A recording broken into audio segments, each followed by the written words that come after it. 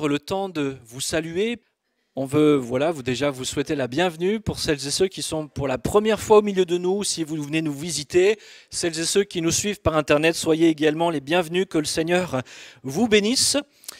Je ne sais pas si vous avez remarqué dans la salle que la décoration avait changé. Est-ce que vous l'aviez remarqué ?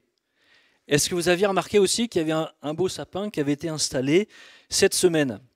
Alors peut-être certains vous allez me dire, non, moi je n'avais pas vu, je n'ai pas fait attention. Et je vous pose volontairement cette question parce que je sais que justement des fois on ne remarque pas des choses qu'on devrait remarquer. Ça s'appelle l'inattention sélective. Et malheureusement, j'ai une mauvaise nouvelle. On est tous concernés par cette inattention sélective. Alors dis à ton voisin, attention, on parle de toi, écoute bien.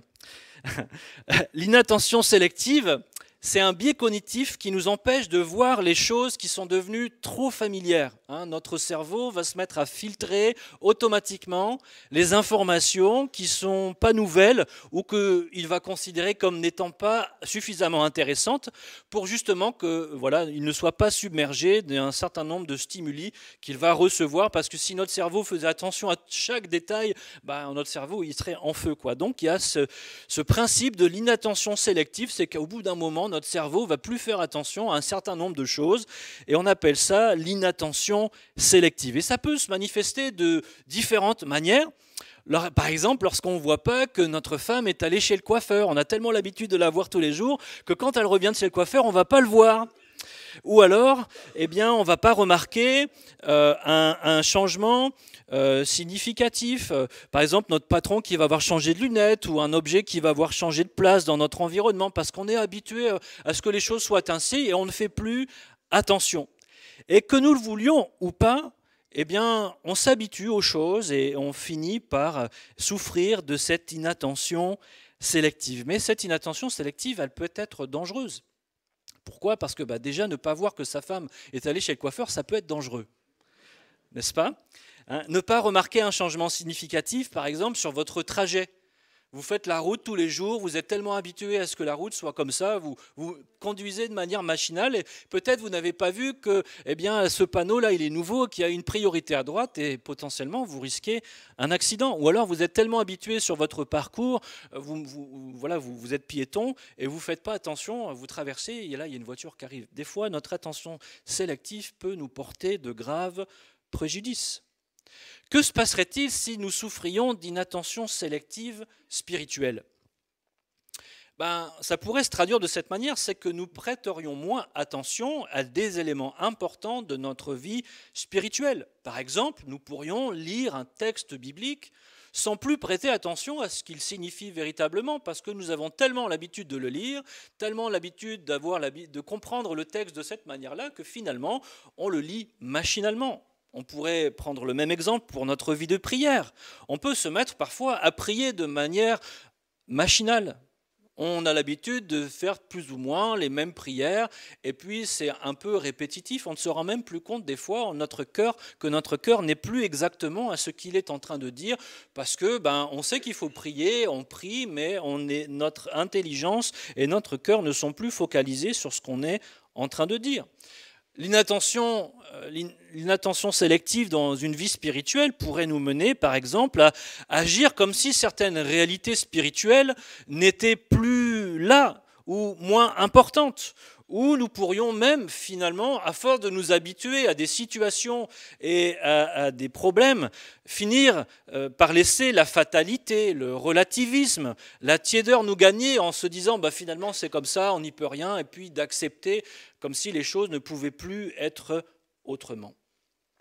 Alors peut-être quand j'énumère ces choses, vous vous dites peut-être moi je me suis reconnu dans telle chose, et ça arrive, ça sont des symptômes comme des autres, mais je crois que la parole de Dieu, justement, veut nous encourager, elle veut nous donner le remède pour sortir de cet état dangereux qu'est l'inattention sélective. Elle nous invite, dans ces cas-là, à changer notre regard, parce que le seul moyen, finalement, de sortir de l'inattention sélective, c'est de se forcer à regarder les choses avec attention, avec un regard nouveau. Et les Écritures, à plusieurs reprises, nous invitent à regarder les choses avec un regard neuf. Je dirais même que les Écritures nous invitent à lever les yeux pour considérer les choses d'une nouvelle manière.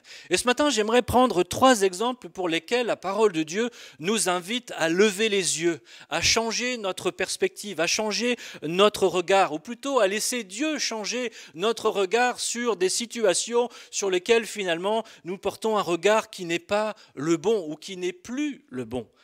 Nous laisser mettre un divin collier pour que nos yeux puissent voir les choses de la bonne manière.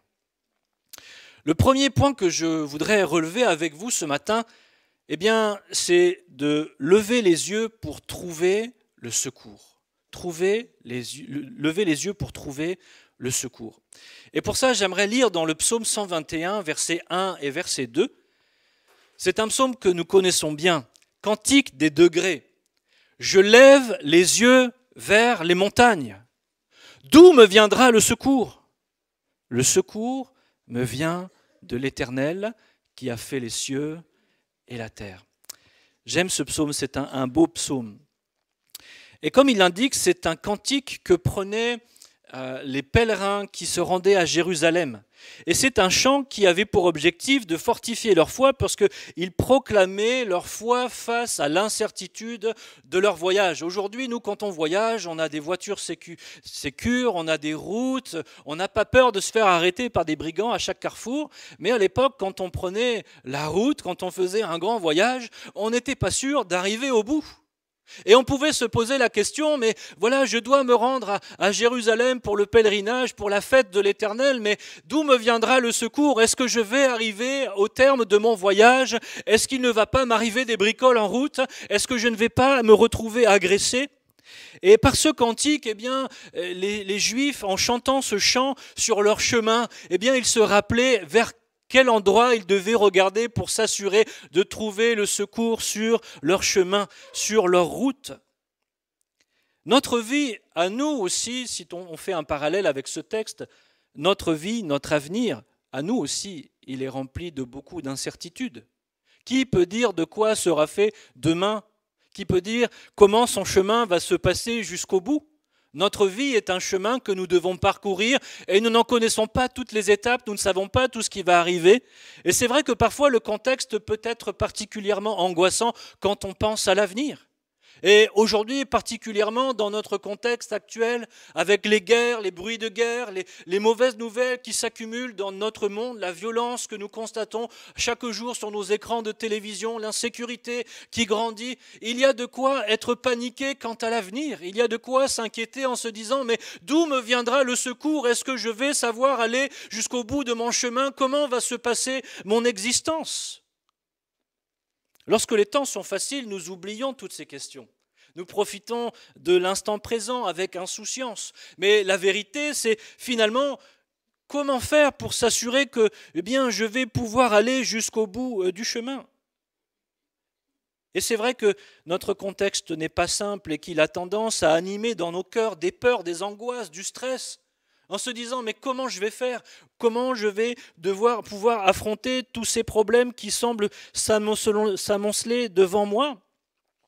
Comment allons-nous tenir le coup et aller jusqu'au bout de notre course ? » Et peut-être ce matin, tu te sens, toi, submergé par toutes sortes de peurs, toutes sortes de problèmes, de craintes.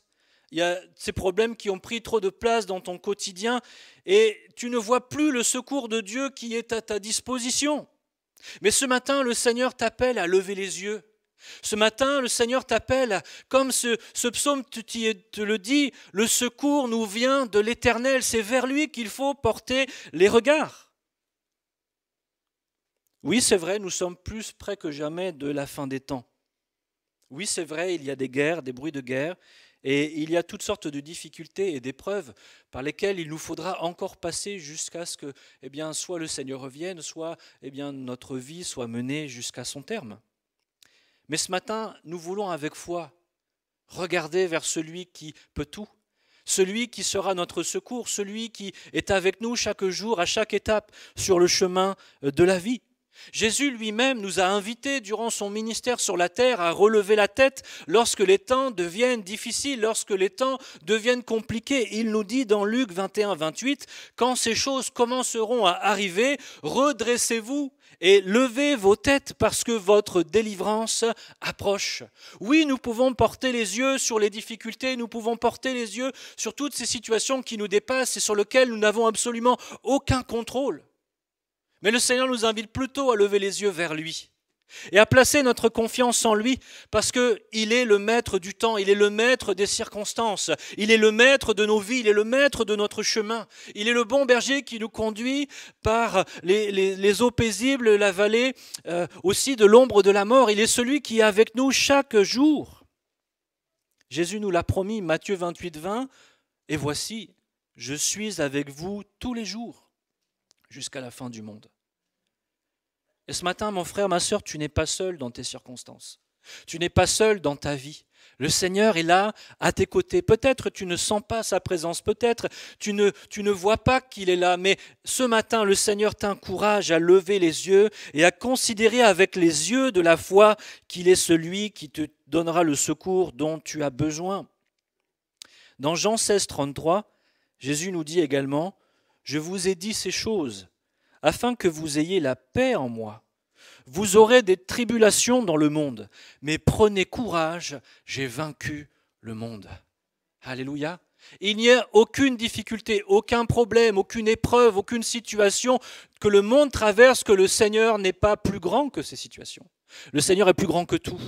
Il est sur son trône et il règne. Et c'est en lui et seulement en lui que tu pourras trouver le secours dont tu as besoin pour traverser les épreuves de la vie, pour traverser les circonstances difficiles, pour envisager l'avenir avec un regard différent. Parce que le monde n'a pas la perspective de l'éternité. Le monde ne voit que l'instant présent et il s'inquiète de quoi sera fait demain.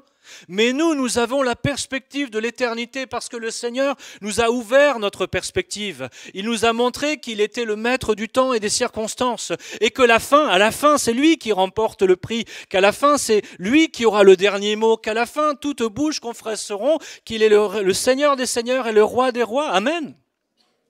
Et peu importe ce que dit le monde, peu importe ce que font les hommes, peu importe le mal qu'il y a aujourd'hui autour de nous, le Seigneur est au contrôle. Et c'est en lui que nous trouvons le secours. Ce matin, le Seigneur veut t'encourager. Il veut que tu puisses trouver la paix et la sécurité en lui. Parce qu'il y a tant de circonstances autour de nous que nous ne maîtrisons pas. Nous voudrions tellement que le monde change. Nous voudrions tellement que la paix revienne. Nous voudrions tellement qu'il n'y ait pas de guerre. Nous voudrions tellement que ce soit le paradis sur terre. Mais il faut que ces choses arrivent, parce que le Seigneur conduit toutes choses jusqu'à son terme. Ne craignons pas, n'ayons pas peur. Le Seigneur est la source de notre secours. Amen. Le deuxième point que j'aimerais noter, c'est celui de lever les yeux pour contempler le Dieu de la promesse. Levez les yeux pour contempler le Dieu de la promesse. Parfois, quand on regarde au-delà des circonstances du monde, quand on regarde à nos circonstances à nous, c'est déjà pas mal, on peut, en tout cas en constatant la réalité de nos circonstances, de nos vies, vivre du découragement. On vit du découragement parce que nous ne voyons pas ce que nous espérions. Je ne sais pas, lorsque vous étiez un jeune homme, une jeune femme, quels espoirs vous placiez sur votre vie, quels projets vous aviez.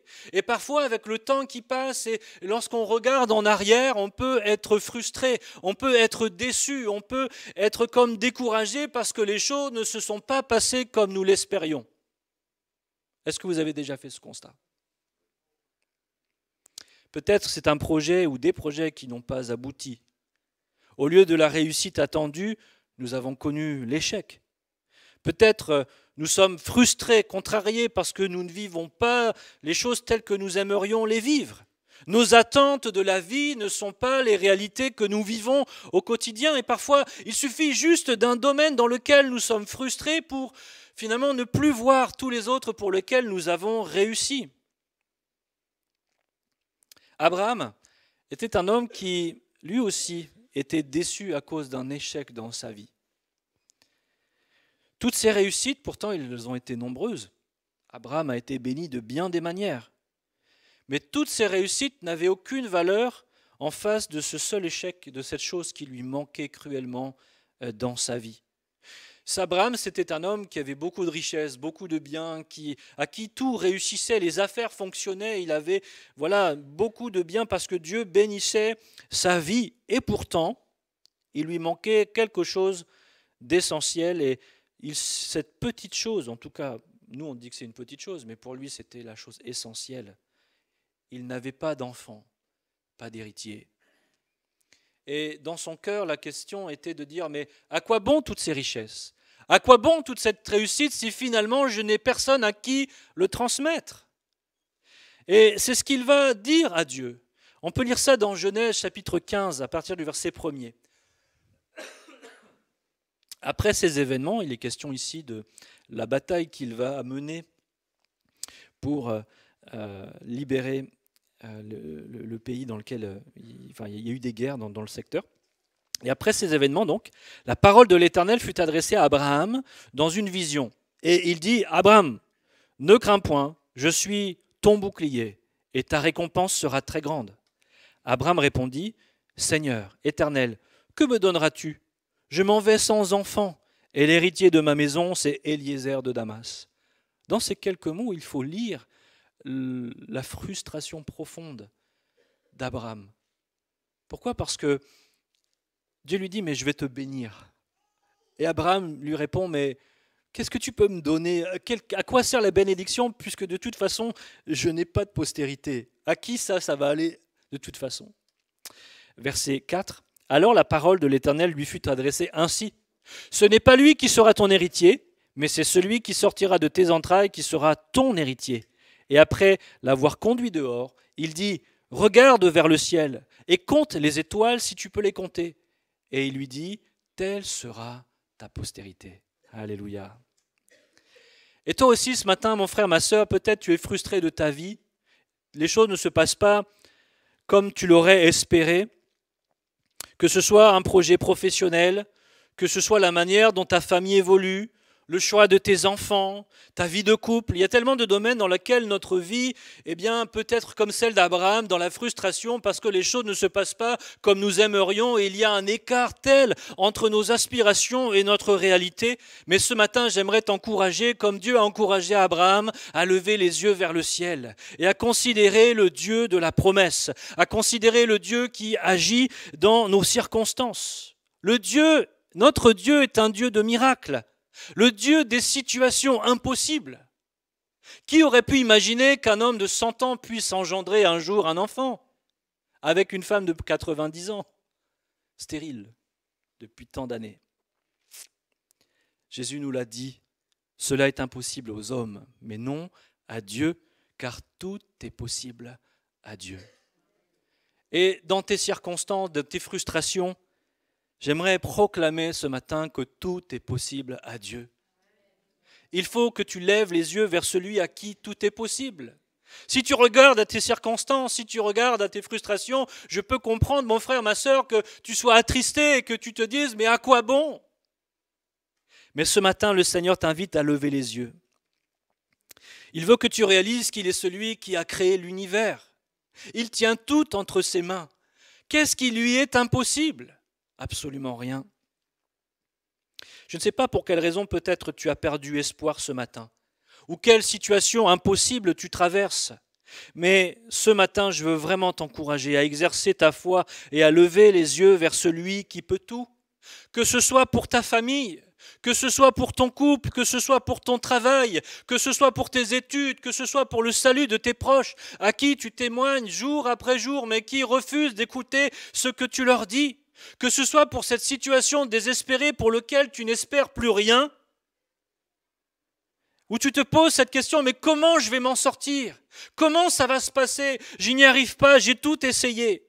J'aimerais te dire, il y a le Dieu de l'abondance qui est pour toi et avec toi. Il est le Dieu de l'impossible. Il peut tout.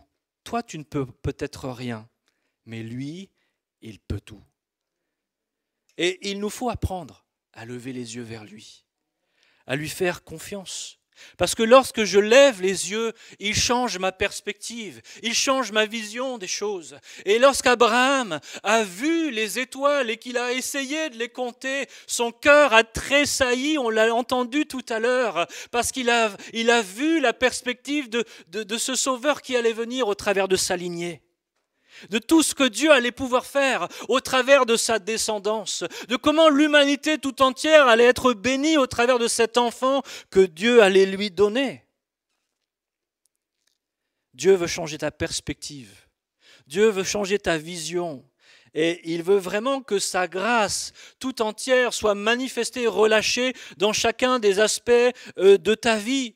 Et il est vrai que si tu apprends à lever les yeux vers le Seigneur, alors tu permets à Dieu de renouveler ta foi, parce qu'il est le rémunérateur de la foi.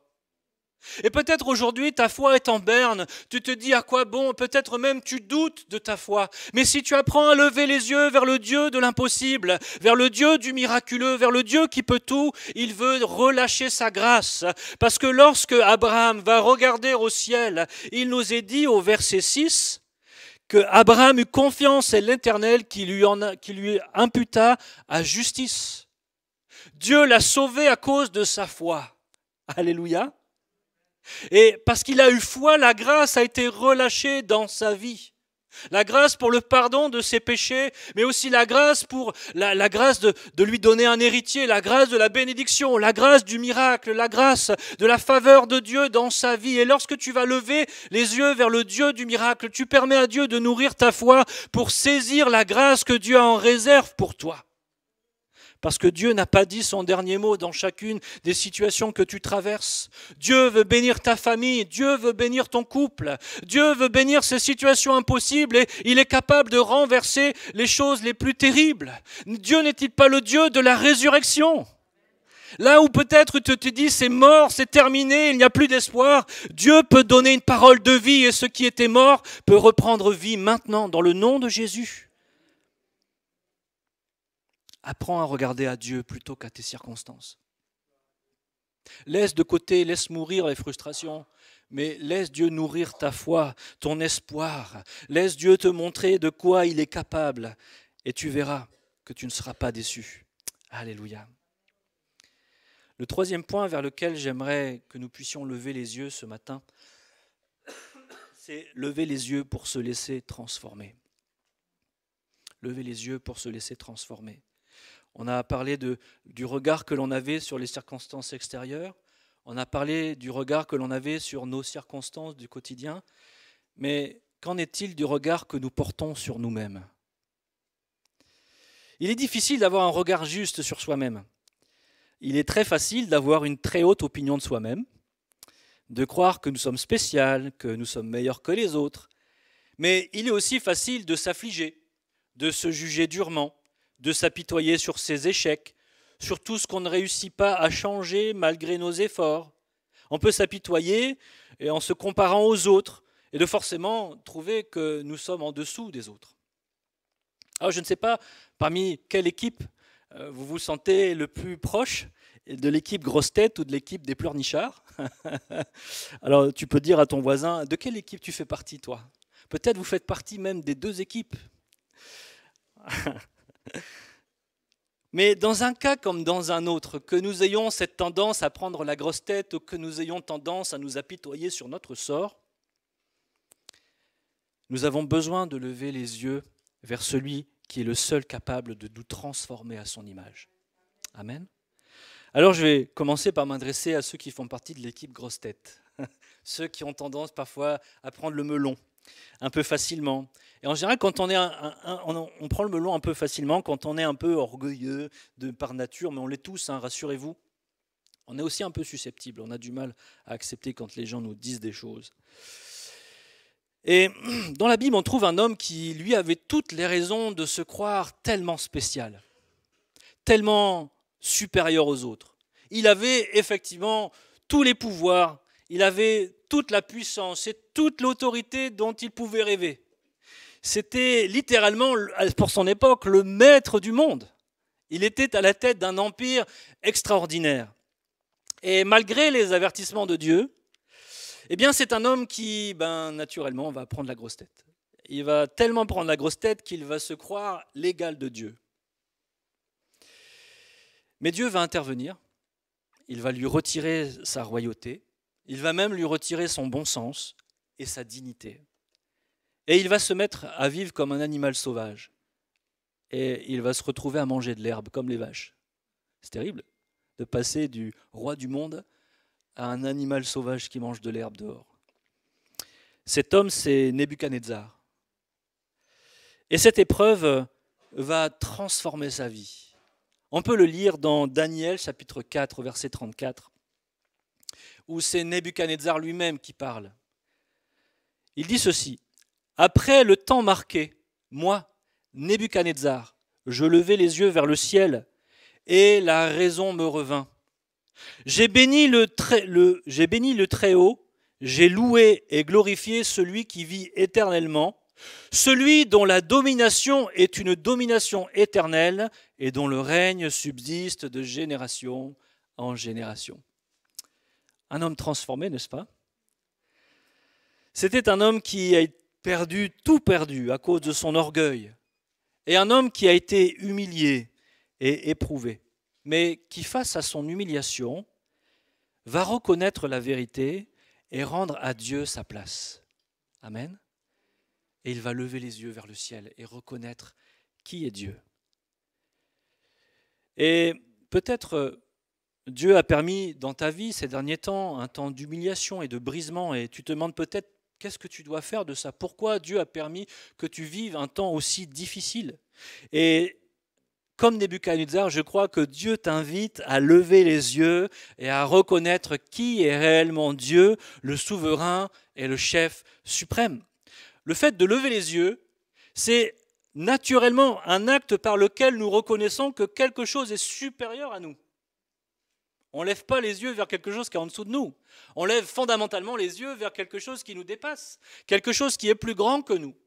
Et Nebuchadnezzar, lui, qui se croyait au-dessus de tout, il a fini par lever les yeux et reconnaître qu'il n'était rien, qu'un homme misérable, et que Dieu était tout. Lorsque, avec humilité, nous levons les yeux et reconnaissons cette vérité, alors la grâce de Dieu peut se manifester dans notre vie, parce que lorsque nous laissons l'orgueil dominer notre vie, Dieu nous résiste. Et la grâce de Dieu est comme bloquée dans nos vies. Et si Dieu, à un moment donné, permet que nous soyons humiliés, brisés, c'est pour notre bien, c'est une preuve de son amour pour nous, parce que s'il ne nous aimait pas, il nous laisserait dans notre égarement. Mais il nous brise afin que nous reconnaissions qui est véritablement le roi, qui est véritablement le Seigneur. Et lorsque tu laisses le Seigneur être le Seigneur de ta vie, alors tu permets à la grâce de Dieu d'être pleinement relâchée et manifestée dans ta vie et dans tes circonstances. Les circonstances de Nebuchadnezzar ont drastiquement changé à partir du moment où il va reconnaître que Dieu est Dieu, qu'il est le souverain et qu'il doit lui être pleinement soumis. Comme David, l'attitude à avoir lorsque David a été brisé, il dit ceci: « Annonce-moi l'allégresse et la joie, et les eaux que tu as brisées se réjouiront. » Est-ce que nous sommes capables de nous réjouir dans notre brisement, dans notre humiliation, en levant les yeux, en disant « Seigneur, merci parce que tu m'as aimé en m'humiliant, Seigneur. Tu m'as montré que sans toi, j'étais perdu, que j'étais complètement fou de vouloir diriger ma vie par moi-même. J'étais orgueilleux de croire que je pouvais tout contrôler, que je pouvais tout gérer, que je n'avais pas besoin de toi. » Et parfois, on ne se rend pas compte que notre orgueil dirige nos décisions. Que notre orgueil nous amène à nous passer de Dieu dans les moindres détails de notre existence. Nous venons dimanche après dimanche à l'église, nous nous asseyons sur une chaise, nous faisons des prières, mais tout le reste du temps, nous nous affranchissons de la seigneurie de Christ dans notre vie parce que nous menons notre vie comme bon nous semble. Mais ce n'est pas la vie à laquelle le Seigneur nous appelle. Il nous appelle à dépendre de lui. Il nous appelle à nous humilier devant lui, en disant « Seigneur, tu es le roi, tu es le Seigneur, je ne peux rien faire sans toi. J'ai besoin de toi dans chaque domaine, dans chaque aspect de ma vie. Pardon Seigneur pour toutes les fois où j'ai voulu être le maître, où j'ai voulu être le roi, où j'ai voulu faire ce qui me plaisait, mais cela n'a mené qu'à l'échec et à l'humiliation. » Mais le Seigneur nous tend la main. Il n'a pas rejeté Nebuchadnezzar, mais il l'a relevé et il l'a sorti de son égarement.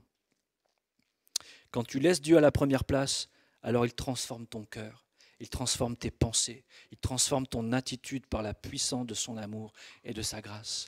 Et lorsqu'on laisse Dieu à la première place, on n'a plus besoin de jouer des coudes, on n'a pas besoin de se vanter, on n'a pas besoin de se mettre en avant, on n'a pas besoin de faire croire aux autres qu'on est meilleur et spécial. On a juste besoin d'être soi-même dans la présence de Dieu, parce que ça ne dépend plus de nous, mais ça dépend de Dieu. Amen. Que le Seigneur nous libère de notre orgueil et qu'il fasse de nous des hommes et des femmes humbles qui apprennent à compter sur lui et qui comptent sur lui pour nous transformer et pour nous changer. Alléluia. Pour l'équipe pleurnichard, lisons un passage. Nombre 21, verset 4. Il est question du peuple d'Israël. Ils partirent de la montagne de Hor par le chemin de la mer Rouge pour contourner le pays d'Édom. Le peuple s'impatienta en route et parla contre Dieu et contre Moïse. Pourquoi nous avez-vous fait monter hors d'Égypte pour que nous mourions dans le désert? Car il n'y a point de pain et il n'y a point d'eau, et notre âme est dégoûtée de cette misérable nourriture. Alors l'Éternel envoya contre le peuple des serpents brûlants. Ils mordirent le peuple, et il mourut beaucoup de gens en Israël. Le peuple vint à Moïse et dit : Nous avons péché, car nous avons parlé contre l'Éternel et contre toi. Prie l'Éternel afin qu'il éloigne de nous ces serpents. Moïse pria pour le peuple. L'Éternel dit à Moïse : Fais-toi un serpent brûlant et place-le sur une perche. Quiconque aura été mordu et le regardera conservera la vie. Moïse fit un serpent d'airain et le plaça sur une perche, et quiconque avait été mordu par un serpent et regardait le serpent d'airain conservait la vie. Dans ce passage, les choses sont assez claires. Israël va mal agir contre Dieu, contre Moïse. Ils vont murmurer, ils vont se plaindre, ils vont même dénigrer cette manne que Dieu leur donne au quotidien et qui leur permet de tenir bon dans ce temps de désert. Et à cause de leur péché, Dieu va les punir. Et il va envoyer des serpents brûlants et le venin va faire mourir malheureusement beaucoup de gens. Alors ils prennent conscience de leur faute, de leur péché, et ils s'humilient en demandant à Moïse de prier pour eux.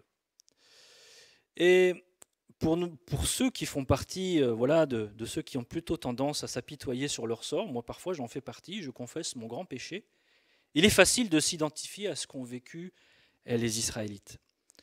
Parce que nous qui faisons partie de cette tendance à nous plaindre de nous-mêmes, à être constamment face à nos échecs, on se sent facilement découragé, affligé de ne pas progresser comme nous le voudrions. On est souvent désespéré de nos faiblesses, de notre petitesse. On s'attriste facilement parce que nous constatons que malgré nos efforts, le temps qui passe, eh bien, on n'en est pas là où on voudrait en être. On se dit « Ah Seigneur, je n'en suis encore que là, regarde ma misère ». Et comme Israël, on a tendance à s'apitoyer sur nos péchés, sur nos fautes, sur nos échecs, sur notre manque de fruits, en disant « Seigneur, nous avons encore péché contre toi, quel homme misérable nous sommes !» Manque de fruits. Et la prise de conscience de nos péchés, parfois peut nous rendre désespérés de nous-mêmes, esclaves de la culpabilité, de la condamnation. Et parfois, on fait tous un peu partie de cette team pleurnichard. Et cette manière de penser, cette manière de voir, c'est comme un venin qui nous tue à petit feu. C'est un venin mortel pour notre foi. C'est un venin qui nous étouffe dans la culpabilité et dans la condamnation. Mais le Seigneur nous donne la clé face à cette attitude que nous avons parfois vis-à-vis de nous-mêmes quand nous sommes désespérés de nous voir aussi misérables, quand alors que nous avons mal agi et que nous prenons conscience de notre péché, nous disons « Seigneur, on a encore mal agi, j'ai encore fait ceci, j'ai encore fait cela, Seigneur, tu vois, je ne suis encore que comme ça. » Et c'est en boucle constamment que cela tourne parfois dans nos têtes, où on se laisse condamner, on se laisse culpabiliser, et on n'arrive pas à sortir de cette manière de penser. Mais Dieu nous donne la clé. Il nous dit, lève les yeux et regarde le serpent élevé. De quel serpent parle-t-il ? Jésus nous donne cette clé, Jean 3, 14 et 15.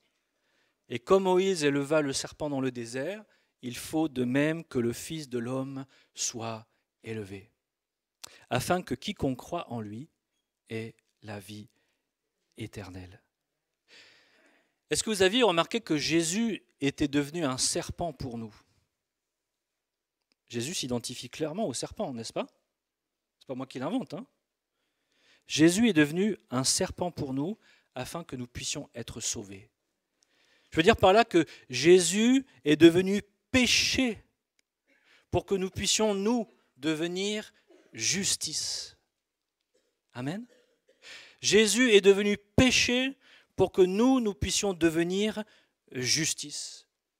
Au-delà du salut de notre âme, pour lequel il faut bien sûr avec foi regarder au sacrifice de Jésus pour le pardon de nos péchés, il nous faut aussi apprendre à regarder à Jésus comme étant la source de notre justice. Parce que chaque fois que nous regardons à nous-mêmes, que nous regardons à nos faiblesses, que nous regardons à nos manquements, que nous regardons à ce que nous ne sommes pas capables encore de faire, que nous regardons à toutes les choses que nous ne réussissons pas, que nous regardons à tous les péchés que nous avons commis et que nous nous affligeons et que parfois même nous nous flagellons de ces choses, que nous entretenons dans un esprit de condamnation et de culpabilité, il nous faut apprendre à lever les yeux vers le Dieu qui était haut élevé sur la croix et qui a été fait pour nous justice. Parce que chaque fois que je regarde à moi-même, je ne vois qu'un vieil homme misérable, un pécheur qui effectivement mérite la condamnation. Mais la clé ici, c'est qu'il nous faut apprendre non pas à regarder à nous-mêmes, mais à regarder à Jésus qui a été élevé à la croix et qui a été fait pour nous justice. Au lieu de pendre mon temps à constater ma misère, ma faiblesse et mes manquements, eh bien, je dois apprendre à regarder à Jésus parce que c'est lui qui est la source de ma justice. Ce ne sont pas mes efforts, ce n'est pas mes mérites, ce n'est plus question de nous, mais il est question maintenant de Jésus. Et si je regarde à Jésus et que je crois qu'il est la source de ma justice, celui qui m'a justifié, celui qui m'a purifié, celui qui m'a transformé, celui qui m'a changé, celui qui m'a donné une nouvelle nature, alors je commence à sortir de cette attitude où je suis comme esclave de la culpabilité et de la condamnation. Parce que c'est lui qui me rend juste. C'est lui qui me donne les ressources et les moyens par lesquels je peux vivre d'une manière juste et entrer dans la justice qu'il m'a donnée. C'est lui qui me transforme, c'est lui qui me sanctifie. C'est pour ça que Paul dit dans Romains 8.1 avec force qu'il n'y a plus de condamnation pour ceux qui sont en Jésus-Christ. Mon frère, ma sœur, je ne sais pas si parfois tu t'apitoies sur ton sort, sur le fait que tu n'es encore que dans cet état-là, que tu n'es pas encore l'homme et la femme spirituelle que tu voudrais être. Mais si c'est ton cas, vraiment, je t'encourage ce matin à arrêter de t'apitoyer sur ton sort, à arrêter de regarder à toi-même, mais de regarder à Christ qui est ta justice. Parce que lorsque Dieu te voit, ce n'est pas toi, ce vieil homme qu'il voit, parce que ce vieil homme a été crucifié et il est mort avec Christ. Mais lorsque Dieu te regarde, il te voit caché en Christ, il te voit parfaitement juste, il te voit parfaitement équipé, il te voit comme un homme et une femme spirituelle, assis en Christ à la droite de Dieu. En Christ, nous sommes des nouvelles créations. Des nouvelles créatures. En Christ, nous avons la victoire. En Christ, nous sommes vainqueurs. Et il nous faut, en tant que chrétiens, arrêter de nous apitoyer sur notre sort en nous disant « je ne suis que ceci, je ne suis que cela ». Et je vous le dis ça, mais je le fais aussi. Parfois, je suis face à mes échecs et je dis « mais Seigneur, je suis tellement nul ». Mais le Seigneur, ce matin, veut nous encourager à ne pas regarder à notre vieil homme qui est mort, à le considérer comme mort, à ne plus le regarder, mais à regarder à celui qui est vivant, à celui qui a été élevé sur la croix et qui est notre justice, celui qui nous donne la satisfaction, celui qui nous donne la victoire, celui par lequel nous sommes vainqueurs. Peut-être il y a encore des domaines dans lesquels tu dois triompher, mais la victoire, tu ne la trouveras pas en toi. La victoire, tu ne la trouveras pas en tes propres forces, en ta propre volonté. La victoire, tu la trouveras seulement en Christ. Alors lève les yeux vers celui qui est le grand vainqueur. En Christ, il y a la puissance, le miraculeux qui nous est donné et manifesté pour que nous puissions être encore transformés de gloire en gloire à son image. C'est lui qui, par la puissance de son esprit et par l'enseignement de sa parole, nous transforme et nous façonne jour après jour pour nous sanctifier et nous façonner à son image. Amen. Et au lieu de nous désespérer de ce que nous ne sommes pas encore, nous pouvons nous réjouir de ce que nous allons devenir. Parce que nous sommes appelés à être rendus parfaitement semblables à Christ. Amen. Dis à ton voisin, tu vas devenir comme Christ. C'est un encouragement, mes frères et sœurs. Parfois, nous sommes tellement découragés de ce que nous voyons dans notre chair. Mais arrêtons de regarder à notre chair, regardons à Christ qui a tout accompli et en qui nous avons reçu, en qui nous avons été bénis de toute bénédiction. Et le Saint-Esprit qu'il nous a donné va nous façonner jour après jour afin que nous devenions semblables à Christ. C'est le chemin sur lequel il nous a engagés jour après jour. Avec foi, apprenons à regarder vers celui vers lequel nous allons devenir conformes. C'est lui qui va nous façonner à son image. Et combien même nous pourrions faire tous les efforts du monde, ces efforts seuls ne servent à rien parce que c'est par la puissance du Saint-Esprit que nous serons façonnés et transformés. Et j'aimerais vraiment t'encourager, mon frère, ma sœur, si comme moi parfois tu es désespéré de toi-même, si comme pour moi parfois tu as tendance à t'apitoyer sur ton sort et à te plaindre en permanence de ce que tu n'es pas, regarde vers le Seigneur et tu vas voir comment tu vas devenir. Amen. Le Seigneur a tout accompli pour nous et il nous invite à lever les yeux vers lui. J'aime ce passage des Écritures où c'est Paul qui parle. Qui nous rappelle que face à notre faiblesse humaine, Jésus nous dit que sa grâce est suffisante. Et il m'a dit, ma grâce te suffit, car ma puissance s'accomplit dans la faiblesse. Tout ce que nous avons besoin de savoir, c'est que nous ne savons pas faire grand-chose, pour pas dire rien, et que nous avons besoin de la grâce de Dieu. Et si nous apprenons à regarder à Christ, à tout ce qu'il est, à tout ce qu'il a accompli, à porter ce regard renouvelé de la foi, alors la grâce, elle nous transforme, elle nous change, et elle nous amène à abandonner tout ce au quoi nous pouvions encore tenir et qui nous menait loin de Dieu. Et c'est ce qu'on appelle le chemin de la sanctification. Juste pour conclure, j'aimerais terminer avec ce verset, Colossiens 3, versets 1 et 2. « Si donc vous êtes ressuscités avec Christ, cherchez les choses d'en haut, où Christ est assis à la droite de Dieu. Attachez-vous aux choses d'en haut et non à celles qui sont sur la terre. » Mon frère, ma sœur, levons les yeux vers Dieu. C'est de là que nous vient le secours. C'est de là que nous sommes transformés, changés, façonnés à son image. C'est là que nous trouvons la force, le courage, le renouvellement dont nous avons besoin. Arrêtons de regarder en bas, arrêtons de regarder à nous, arrêtons de regarder aux circonstances, arrêtons de regarder à tout ce que nous ne contrôlons pas, mais regardons à celui qui peut tout, à celui qui sait tout, à celui qui est avec nous, à celui qui veut agir au plus profond de nos cœurs pour nous transformer et nous façonner à son image. Amen. J'aimerais terminer par un temps de prière. Et peut-être ce matin, tu as été encouragé ou tu t'es senti interpellé par cette parole. J'aimerais t'encourager. Si tu veux vivre un temps peut-être où tu dis « Seigneur, j'ai besoin de toi ce matin, je veux vraiment vivre cette parole », je t'encourage à te lever à ta place et je voudrais prier pour toi. Juste tu te lèves à ta place, tu restes à ta place, mais je voudrais prier pour celles et ceux qui vraiment ont envie d'apprendre encore à lever les yeux et à compter, à être renouvelés pleinement dans la grâce du Seigneur. Seigneur, merci pour ta parole qui nous encourage. Merci Seigneur parce que Seigneur, tu ne nous appelles pas à baisser les yeux, mais tu nous appelles à lever les yeux vers toi et à contempler quel Dieu extraordinaire tu es.